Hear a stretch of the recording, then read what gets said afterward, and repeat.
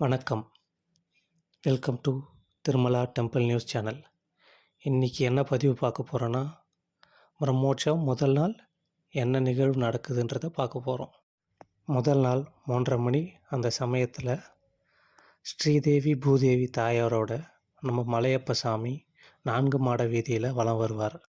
அவர்களுடைய துவஜ கம்பத்தில் ஏற்றக்கூடிய கருடர் முத்திரை பதித்த கொடியும் 4 மாட வீதி வழியாக பக்தர்கள் பார்வைக்காக கொண்டு போவாங்க.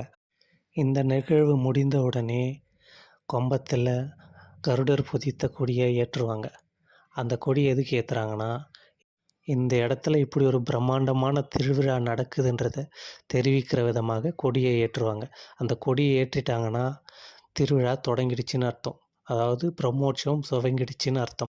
இது முடிந்ததுக்கப்புறம் முதல் வாகனமாக இரவு பெத்த சேஷ வாகனத்தில் நம்ம மலையப்ப சாமி 4 மாட வீதி வழியாக பக்தர்களுக்கு காட்சி கொடுப்பார்.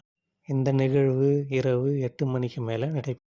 பெத்த சேஷ வாகனம் அப்படின்னா ஒன்றும் இல்லை, பெரிய நாகத்தில் 2 தாயாரோட அவர் 4 மாட வீதியில் வந்து காட்சி கொடுப்பார். அதுதான் பெத்த சேஷ வாகனம்.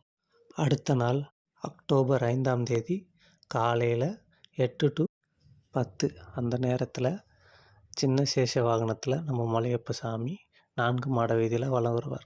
இதை பற்றி மேலும் தெரிஞ்சுக்கணுன்னா திருமலா டெம்பிள் நியூஸ் சேனல் அப்படின்ற சேனலை சப்ஸ்கிரைப் பண்ணுங்கள், லைக் பண்ணுங்கள், ஃபாலோ பண்ணுங்கள். தேங்க்யூ.